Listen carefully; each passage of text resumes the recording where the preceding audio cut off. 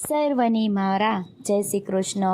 આપ સર્વેનું આ યુટ્યુબ ચેનલમાં હાર્દિક સ્વાગત છે. આજે આપણે ભગવાન પ્રત્યેની ભક્તિ, આ ભક્તિનો અર્થ અને ભક્તિ એટલે અંતર્મનમાંથી સત્યની પ્રાપ્તિ વિશે સાંભળીએ.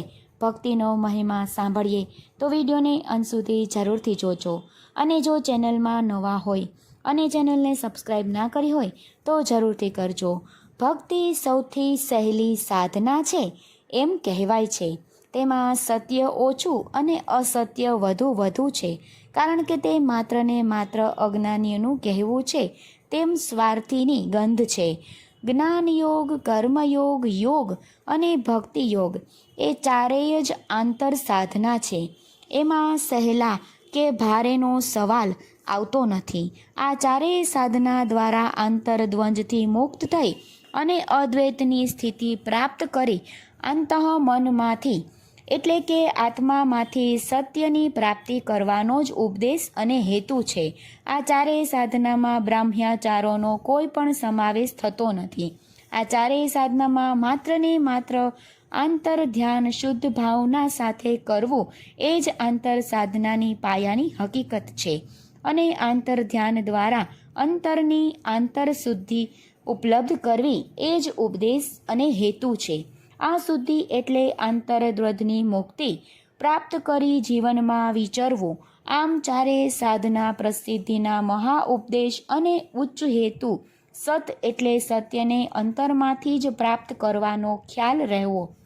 આંતર ધ્યાનની સાધનાના આરંભથી 10મા સત સાથેનો અંતર હોય છે તે ભક્ત જાણે છે, પણ આંતર સાધનાના અંતિમ દશાના આ અંતર સ્મૂલનગંધ દૂર થઈ જાય અને એકત્વનો અનુભવ અને અનુભૂતિ ભક્ત પ્રાપ્ત કરે એ જ આંતર સાધનાની સિદ્ધિ.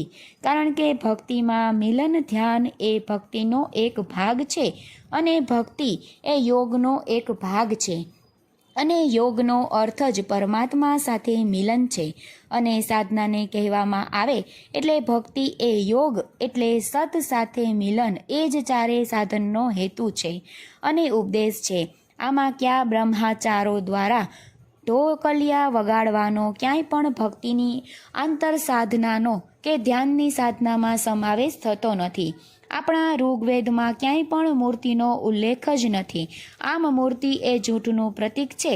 જીવનમાં આત્મા જ સત્ય છે, આનંદ સ્વરૂપ છે, તેમાં જ સ્થિર થઈ અને એ જ સત્ય સ્વરૂપ ભક્તિ છે. આમ ભક્તિ એટલે અંતર ધ્યાનની સાધના કરી અને અદ્વૈત્ય થવું એ જ ભક્તિનો ધ્યેય છે.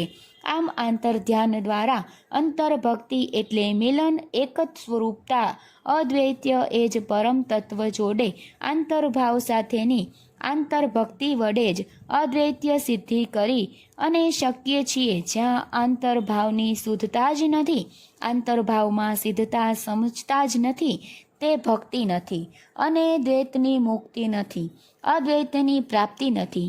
એટલું જાણો. આમ જેમ જેમ આંતરભક્તિ દ્વારા આપણા પ્રાથમિક અસ્પષ્ટ વિચારો ધ્યાનની સાધના દ્વારા અંતરના શુદ્ધ ભાવો દ્વારા પ્રેમ રૂપા અને સત્યરૂપા ભક્તિમાં આગળ વધી તેમ તેમ આપણા વિચારો સ્પષ્ટ થવા જાય છે.